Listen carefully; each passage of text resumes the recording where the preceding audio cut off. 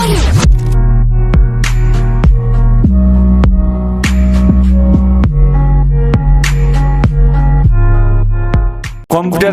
Homeopathy research centre, Mohakhali wireless gate, কেন্দ্রীয় জামে মসজিদের সামনে, গাজী মঞ্জিলের দ্বিতীয় তলা, ঢাকা। আজই যোগাযোগ করুন। কলেজের পর ওয়ারলেসে নামবেন, তারপরে পাশে প্রাইম সুইট, অপোজিটে হোসেন বেকারি অ্যান্ড কনফেকশনারি, একটু পরেই ওরিয়েন্টাল হোটেল অ্যান্ড রেস্টুরেন্ট, অপোজিটে পাবেন নবাবী ভোজ রেস্তোরাঁ, তারপরে একটু সামনে আব্দুল হামিদ দর্জি সরকারি প্রাইমারি স্কুল, ভিতরে দেখেন মহাখালী কেন্দ্রীয় জামে মসজিদ। এরই গেটেই তিনটে প্রতিষ্ঠানের একটাই গেট।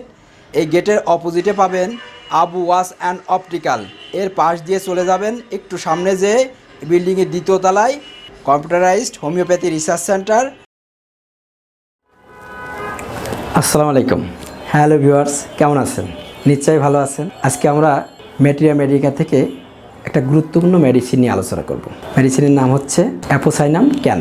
এই মেডিসিনটা কিডনি রোগের জন্য অত্যন্ত কার্যকরী। প্রথমে আমরা জেনে নেব এই মেডিসিনটা কোন কোন ডিজিজের উপর কাজ করে, কি কি প্যাথোলজিক্যাল টেস্ট ডেভেলপ করতে পারে। আমরা সাধারণত দিনকে দিন প্যাথোলজিক্যাল টেস্টের উপর ডিপেন্ডেন্ট হয়ে যাই। আমাদের কাছে অনেক রোগীরা আসে বিভিন্ন রকম প্যাথোলজিক্যাল টেস্ট নিয়ে।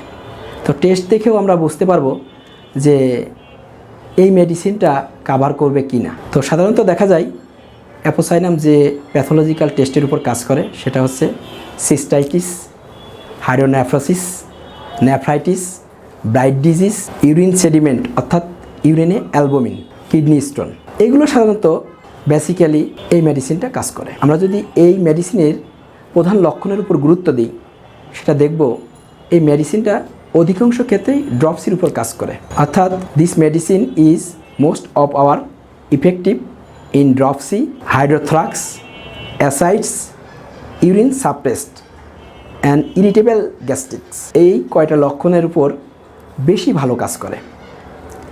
যেমন এখানে ইডিমা বা ড্রপসি এই কথাটা বেশি আসে এই মেডিসিনে, অর্থাৎ শরীর যদি ফুলে যায়, কোনো শরীরের তরল জমে শরীরের টিস্যু যদি ফুলে যায়, সেটা হতে পারে শরীরের বিভিন্ন অঙ্গ প্রত্যঙ্গ, তখন সেটাকে ড্রপসি বা ইডিমা বলা হয়।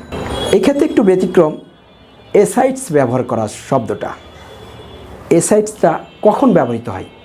যখন কোনো তরল জমে পেট ফুলে যায় তখন এসাইডস মেডিকেল টার্মটা ব্যবহৃত হয়।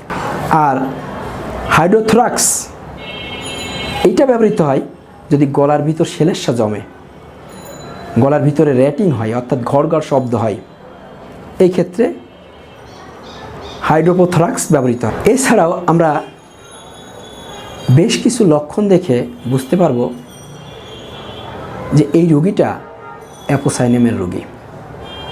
যেমন কোনো রোগী যদি চোখের একটা পাতা পিটপিট করে, অর্থাৎ একটা চোখ খুলে বন্ধ করে, আবার দেখি কখনো কখনো রোগীরা একটা পাশ অবশ হয়ে যায়, কখনো কখনো আমাদের কাছে চেম্বারে আসবে এমন রোগী যে কিডনি রোগী কিন্তু তার একটা পাশ বা একটা অঙ্গ, মানে হাত হতে পারে, পা হতে পারে, একটা সাইড পড়ে গেছে।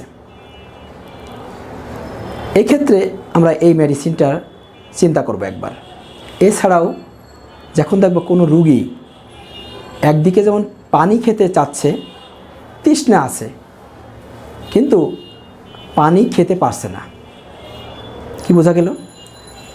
পানির প্রচণ্ড রকম তৃষ্ণা কিন্তু পানি খেতে পারছে না। এমন যদি হয় তাহলে আমরা বিষয়টা একবার হলেও ভাববো অ্যাপোসাইনামের কথা। আর এমনটি কেন হয়? তার একটাই কারণ, যখন ইডিমা হয়ে যায়, শরীর ফুলে যায় আর হাইড্রোথ্রাক্স হয়, তখন কি হয়? পানি খেতে গেলে শ্বাসকষ্ট হয়, বমি বমি ভাব হয়। অনেক রোগী দেখবেন, আপনারা পাবেন যে পানি পর্যন্ত গিলতে পারে না, পানি খেতে গেলেও বমি হয়। সেক্ষেত্রে আমরা অবশ্যই অ্যাপোসাইনামের কথা একবার হলেও চিন্তা করব। এবার দেখে আসা যাক কোন কোন কোরিলেটেড অর্থাৎ কিডনি রোগের সাথে রিলেটিভ আর কি কি সিমটম হতে পারে। যেমন একসাথে যেমন কিডনির সমস্যা আছে, তার পাশাপাশি বমি ভাব আছে, অর্থাৎ বমি হচ্ছে, আর বমি ভাব, নাসিয়া, এর সাথে দুর্বলতা কাজ করে, উইকনেস। এছাড়াও দেখবেন শ্বাসকষ্ট হয়, প্রচণ্ড রকম শ্বাসকষ্ট। শরীর তো ফুলে যাবেই, তার সাথে শ্বাসকষ্ট হবে। শরীর কেন ফুলে যায় এই বিষয়টা ক্লিয়ার হওয়া দরকার। অর্থাৎ ক্রনিক কিডনি ফেল যখন হয়, তখন যদি ইউরিন দিয়ে অ্যালবুমিন পাস হয়, আমরা আগেই বলেছি প্যাথোলজিক্যাল টেস্ট করে যদি আমরা ইউরিনের রুটিন টেস্ট করি, সেখানে দেখবেন ইউরিনের সেডিমেন্ট পাওয়া যাবে। কি পাওয়া যাবে? সেডিমেন্ট পাওয়া যাবে। এই সেডিমেন্টটা কি? অ্যালবুমিন। তো বোঝা যাচ্ছে যদি ইউরিন দিয়ে অ্যালবুমিন পাস হয়, সেই ক্ষেত্রেই শরীর ফোলে। আর কেন ফোলে? রক্তের ভিতর যে তরল অংশ থাকে, অ্যালবুমিনের কাজ হচ্ছে রক্তের ভিতর পানির ভারসাম্যটাকে ধরে রাখা। যখন অ্যালবুমিন পাস হয়, তখন রক্ত থেকে তরল অংশ আলাদা হয়ে যায়, আর আলাদা হয়ে যায় কি হয়? শরীরে জমা হয়, যার কারণেই শরীর ফুলে যেতে থাকে।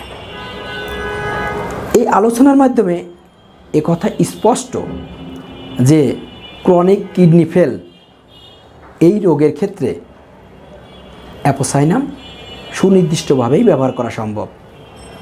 এটা আমি আগে বলি নাই যে এটাও একটা প্যাথোলজিক্যাল টার্ম ডেভেলপ করে। সামগ্রিক আলোচনা দিয়ে এটাই বোঝা যাচ্ছে।